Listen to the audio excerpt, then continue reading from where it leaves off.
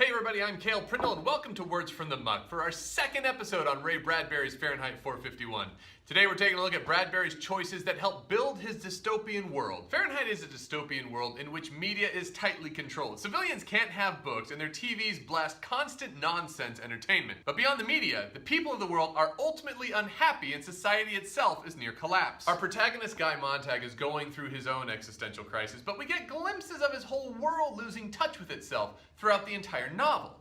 Bradbury shows us this in a way that never takes the focus off the story at hand, and today we're going to explore the effect of that world building. But the important thing here is that Bradbury doesn't just come out and tell us all of these things. Good writers know the difference between showing and telling. Telling is when a writer just kind of like throws information at you, kind of like what I'm doing right now, but showing is finding the creative ways to guide the reader into the knowledge of the story without being super obvious. One of the ways Bradbury does this is through the dialogue of his characters. The character Mildred is the center point of this. She's constantly asking Guy about when they're going to get their fourth wall TV installed.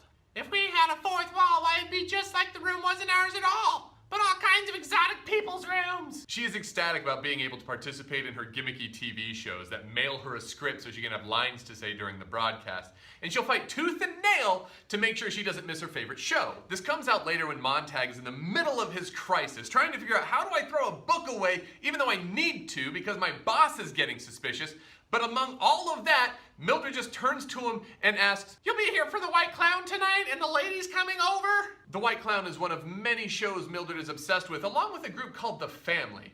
Now, Montag confronts Mildred by asking her whether or not the White Clown loves her, hoping she'll see the silliness in her obsession, but she doesn't get it. Clarice also gives us a bit of understanding into this TV-centric world. In a conversation with Montag, she discusses her school and the expectations on her and on the other students. An hour of TV class, an hour of basketball or baseball or running, another hour of transcription history or painting pictures, and more sports. But you know, we never ask questions, or at least most don't. They just run the answers at you, bing, bing, bing, and us sitting there for 4 more hours of film teacher. Now, I know a lot of people who would love to go to that school because it's a mix of things that our society always loves, entertainment and sports. But Clarice calls the system a lot of funnels and a lot of water poured down the spout and out the bottom, and them telling you it's wine when it's not. What Bradbury creates through this dialogue is a picture of the world of these characters. There are no scenes in which we see the school or where we actually watch the White Clown, but we know from these characters that all of this is considered perfectly normal, natural, and they're givens in this world. Furthermore, they show us how many of the characters, especially Mildred, can't separate their understanding of their media with their understanding of reality. Clarice is the first character we meet that is unsatisfied with this world, but she's not the only one. Faber's been living underground, more or less, and there's the woman who lit her own house on fire while she remained inside. But throughout the novel, we also meet characters who are ingrained into the Fahrenheit world, but seem to have trouble with the world in some way. We learn this both through Mildred and Captain Beatty. Mildred loves TV and tries to escape to it whenever she can, but something else is nagging her. She's distant with her husband and seems kind of dead inside. One of her attempts to bring some excitement into her life is to drive like a crazy person. She recommends this to Montag when he's freaking out about what to do with the books he's stolen. "The keys to the Beetle are on the night table. I always like to drive fast when I feel that way. You get it up around 95 and you feel wonderful. Sometimes I drive all night and come back and you don't know it. It's fun out in the country. You hit rabbits. Sometimes you hit dogs. Go take the Beetle." This is common in the Fahrenheit world. Clarice tells Montag kind of the same thing. "I sometimes think drivers don't know what grass is or flowers because they never see them slowly." In short, nobody's stopping to smell the roses. But Mildred's emptiness leads to a depression. Early in the book, she's found on her bedroom floor next to an empty sleeping pill bottle. We're not given a definitive answer that she tried to overdose on sleeping pills, but we do get this line from the paramedics that come to her rescue. "Hell, we get these cases 9 or 10 a night. Got so many starting a few years ago. We had the special machines built. You don't need an MD case like this. All you need is 2 handymen. Clean up the problem in half an hour. Look, we gotta go. Just had another call on the old ear thimble. Someone else just jumped off the cap of a pillbox." Despite the non-stop entertainment bonanza that is always before them, people are either absent-mindedly or actively killing themselves. We see something off about Captain Beatty also. The fire captain is always reciting literature and claims that he just picked some up after years of confiscating and burning people's books. But after Beatty dies, spoiler, Montag concludes that actually Beatty kind of wanted to die. Of course, the characters in Fahrenheit would never admit to being depressed or unhappy. They're too concerned with their own status. Mildred and her friends demonstrate the ways that the people in this society push their emotions and their memories down, and these are the people who are supposed to represent the world to the reader. Mrs. Bowles tells us that she has her children by C-section because there's no use going through all that agony for a baby. She also has no desire to raise those kids, sending them to boarding schools and planting them in front of the TV when they are home. But, you know, it's all worth it because they sometimes look just like you, and that's nice. In both cases, Bradbury is showing us that these characters aren't interested, not willing rather, to endure pain, discomfort, or inconvenience, even for the sake of their own children.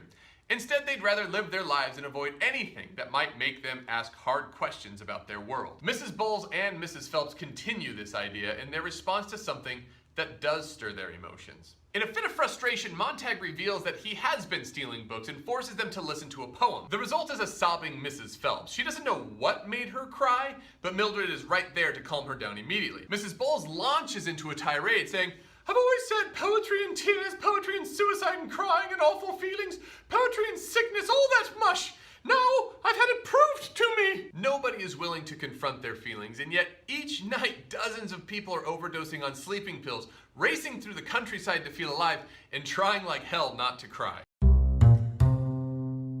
The first time you read Fahrenheit, the end of the novel can catch you off guard.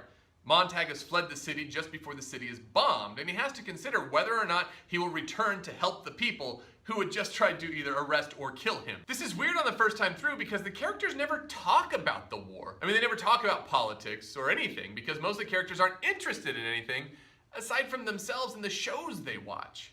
Again, I'm sure none of you can relate. But Bradbury does build the mounting tension of war in the book. It builds in the background as references about jets screaming through the night sky. When Montag finds Mildred comatose on the floor, we're told that he felt his chest chopped down and split apart. The jet bombers going over, 1, 2, 1, 2, 1, 2, 6 of them, 9 of them, 12 of them, one, and another, and another, and another, did all the screaming for him. Mildred's friends briefly mention the war and say that they come and go. Once Montag is outside of the city, there is more talk of the war by Granger and the others, probably because they actually have been paying attention to things that are going on. And when the bombs are dropped, there has been just enough foreshadowing to make us feel like we expected it. It's always going to be more tempting to just tell people up front about the place or the culture or the rules of your world, but the greatness of Bradbury's work is that he never stoops to writing page after page about his world and what we should be expecting from it. Instead, he keeps his characters up front and channels details of the world through them. So whether it's through the conversations of characters or little details your protagonist has to respond to along the way,